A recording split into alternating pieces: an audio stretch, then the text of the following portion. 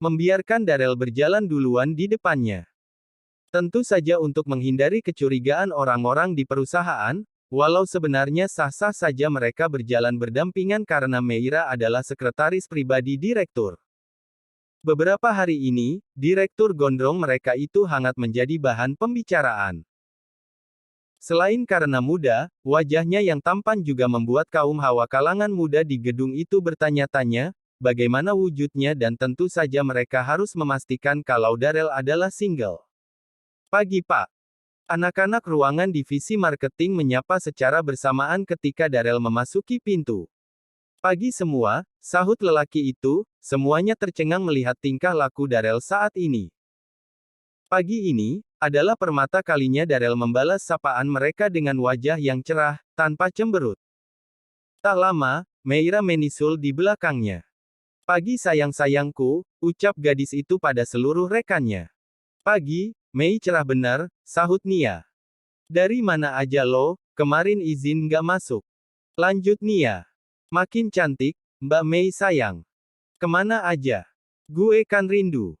Andi ikut membalas sapaan Meira dengan embel-embel memuji plus ungkapan rindu. Mei, sehari nggak liat lo, dunia gue seakan gelap.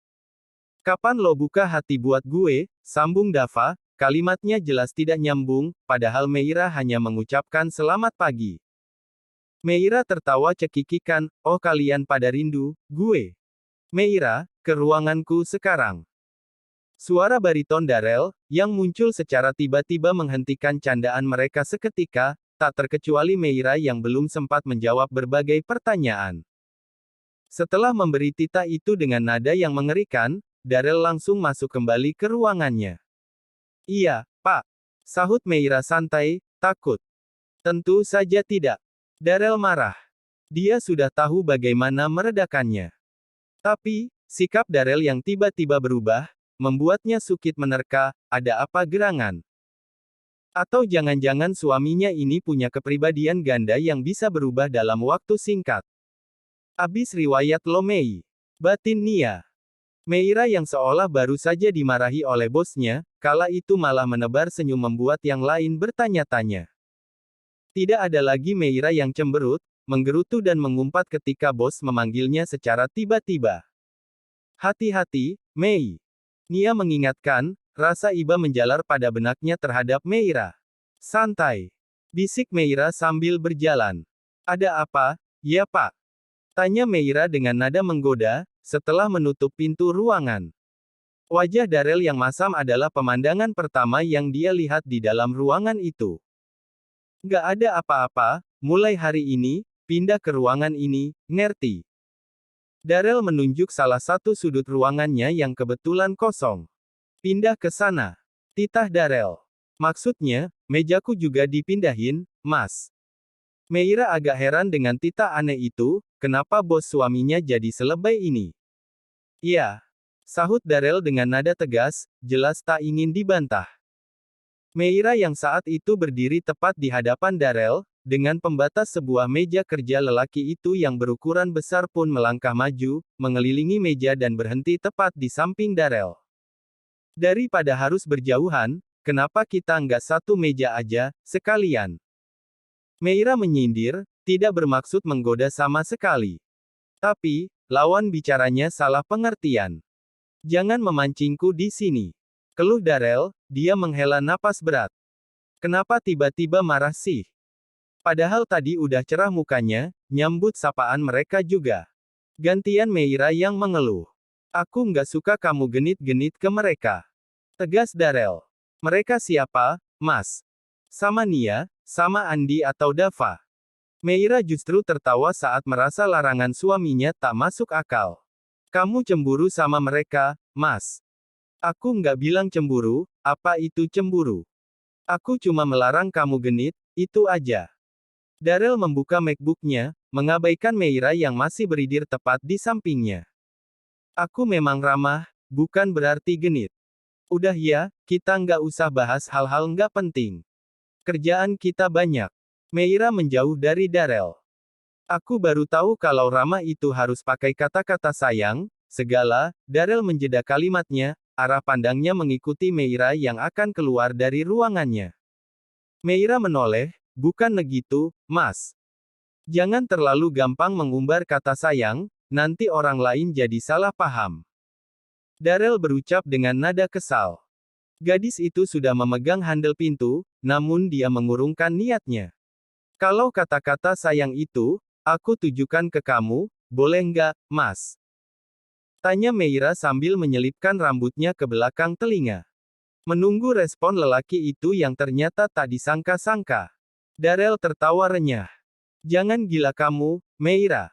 Aku geli melihatnya. Jadi, nggak boleh. Hati Meira tergerak, untuk semakin menggoda lelaki ini. Langkah kakinya mendekat ke arah suaminya yang sedang fokus menatap layar MacBook. Entah hanya berpura-pura, atau memang sedang serius. Jangan mendekat, Mei. Bukannya kamu tadi yang membuat kesepakatan kalau kita tetap seperti biasa saat di kantor. Jangan genit, pada siapapun, termasuk padaku. Darrell mengingatkan, dia melihat Meira menggunakan ekor matanya. Oke Pak, siap Pak. Saya pamit dulu, jangan lupa nanti kita ada meeting jam 1, sekalian makan siang, silakan panggil saya kalau Bapak butuh sesuatu. Meira melangkah cepat, tak lagi menunda untuk keluar, dia langsung menutup pintu dengan setengah membantingnya. Darrell, memang laki-laki kaku yang tidak pernah dekat dengan perempuan, apalagi digoda seperti itu, tentu bingung harus bersikap seperti apa. Meira kecewa, tapi tidak dia perlihatkan di hadapan lelaki itu. Hatinya seperti berdenyut saat Darrell berkata geli, ketika dia mencoba menggodanya. Apa aku kurang menarik? Ya, aku mungkin tak secantik pacarnya yang berkedok sahabat dan posisinya udah beda alam itu, tapi aku kan istrimu sekarang. Meira membatin. Air mata menggenang di pelupuk matanya. Meira menyalakan komputer, dan membuka buku agenda yang biasa dia tuliskan beberapa hal penting di sana. Ada pekerjaan penting yang harus dia lakukan, yaitu menyusun materi untuk presentasi nanti di hadapan calon klien mereka. Harusnya, jangan membuatku bingung. Tunjukkan padaku, kalau memang nggak suka. Jangan bersikap membingungkan. Aku jadi sulit memahami. Padahal, baru pagi tadi Meira merasakan kebahagiaan, dengan sentuhan dan buayan lembut dari lelaki itu. Meski ujung-ujungnya keberuntungan berpihak kepada Darrell karena Meira bersedia melakukan apa yang dia pinta. Atau aku dinikahi cuma untuk alat pemuas nafsunya aja. Lagi-lagi, Meira membatin. Meira mengambil selembari tisu, dia letakkan tepat di bawah matanya untuk menahan air yang keluar dari sana. Ah bego. Harusnya lo sadar, Mei. Nikah tanpa cinta ya gini. Meira bergumam pelan. Ting. Ponselnya berbunyi, tampak sebuah chat masuk, terlihat di layar walaupun Meira belum membukanya. Pak Bos, aku mau kopi. Meira, tunggu sebentar, aku pesankan. Pak Bos, kopi buatanmu aja. Meira, oke. Tumben. Meira meninggalkan mejanya dan menuju ke dapur khusus di lantai 5. Melaksanakan titah bos suami, sebelum lelaki itu rewel lagi karena menunggu terlalu lama. 10 menit, Meira sudah membawa secangkir kopi hitam, di tangannya. Tanpa mengetuk pintu, dia masuk ke ruangan Darrell, terlihat lelaki itu sedang memejamkan matanya, sambil bersandar di kursinya. Ini, Pak, kopinya. Meira berbicara formal, seakan tak ada apapun di antara mereka. Tanpa menunggu jawaban Darrell, Meira langsung berbalik. Makasih, istriku. Langkahnya langsung terhenti, mendengar ujung kata dari lelaki itu. Iya sama-sama. Kepergian Meira dari ruangannya, menyisakan kesedihan tersendiri untuk Darrell. Padahal, dia sudah berusaha mencairkan suasana. Tapi Meira tetap biasa saja. Bukan Darrell tidak suka Meira menggodanya seperti tadi, hanya saja dia takut tidak bisa mengendalikan diri, apalagi Meira masih belum bisa disentuh selama beberapa hari ini. Jadi, rasanya apapun yang dilakukan wanita itu akan sia-sia dan percuma. 1 jam kemudian, Meira kembali dengan membawa beberapa lembar file hasil karyanya, tentang materi dan beberapa penjelasan yang harus mereka paparkan nantinya di hadapan calon klien. Darrell melempar senyum saat melihat istrinya masuk. Tapi, senyumnya langsung memudar ketika Meira tak membalas sedikit pun. Jadi, seperti ini rasanya tidak berbalas. Pak, kenapa terlalu formal? Nggak ada siapapun di sini. Tegas Darrell, kesal. Tapi, kita lagi di kantor. Bukannya tadi, Bapak yang ingatkan saya. Ya terserah kamu aja, lah. Mana bahan presentasinya? Darrell menghembuskan napas berat, sesekali dia menatap Meira yang sedang membuka lembaran demi lembaran file yang ada di atas meja. Ini, Pak, dipahami dulu, kalau ada yang kurang jelas, tanyakan ke saya. Meira menampilkan beberapa lembaran kertas ke hadapan Darrell. Untuk soft copy-nya juga udah saya kirim lewat email pribadi Bapak. Silakan dicek, Pak. Darrell tidak merespon dengan kata-kata, tangannya meraih selembar kertas di hadapannya. Meira mundur satu langkah, permisi, Pak. Restoran hotel berbintang adalah tempat yang mereka sepakati untuk bertemu dengan calon klien.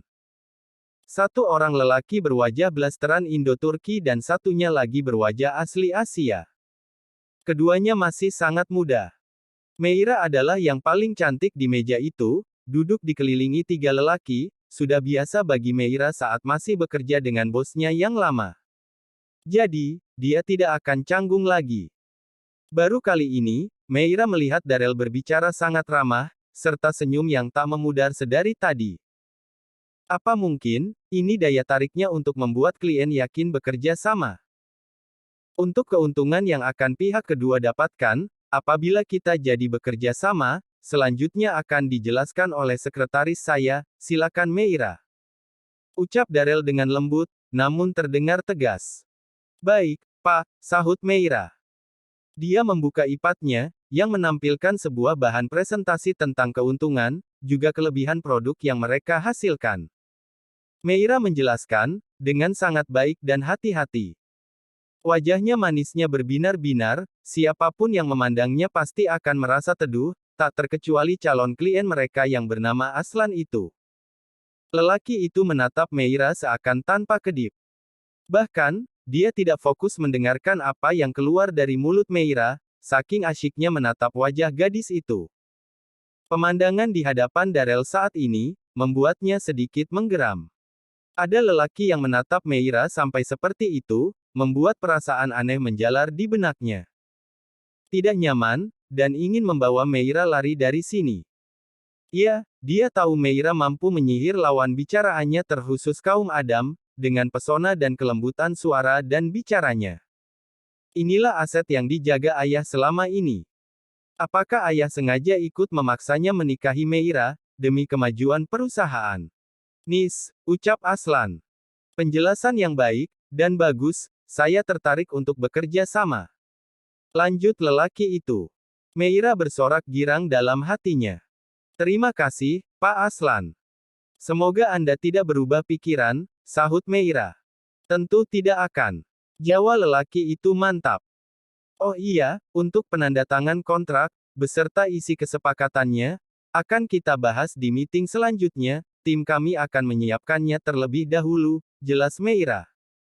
Jika ada sesuatu yang ingin disampaikan atau ditanyakan, silakan hubungi saya.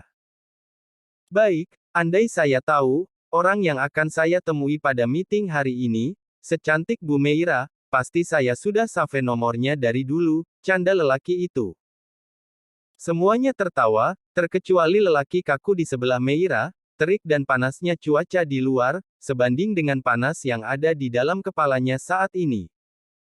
Meira tidak menanggapi kalimat-kalimat semacam itu, dia hanya tersenyum saja, dan itu bukan hal baru lagi baginya. Meira seperti memiliki sihir yang mampu mempengaruhi setiap calon klien agar menyetujui kerjasama dan membeli produk dalam jumlah besar. Selain karena paras yang dia miliki, ilmu marketing yang dia pelajari selama kuliah, benar-benar dia terapkan di dunia kerja. Inilah adalah satu faktor mengapa Meira diangkat menjadi sekretaris direktur marketing, yang harus mendampingi dalam keadaan apapun termasuk urusan kerjasama. Sudah selesai, kan? Tanya Darrell. Ya, agenda selanjutnya makan siang bersama, Pak, jelas Meira. Bukannya kita ada janji dengan yang lain setelah ini? Darrell menyenggol kaki Meira di bawah meja. Enggak ada, Pak. Hanya satu dengan Pak Aslan, hari ini. Tegas Meira, meski dia tahu, Darrell ingin mengakhiri pertemuan lebih cepat, dia tak peduli itu. Meira memanggil pelayan untuk meminta daftar menu yang tersedia di restoran itu. Dasar penyihir. Gerutu Darrell dalam hati.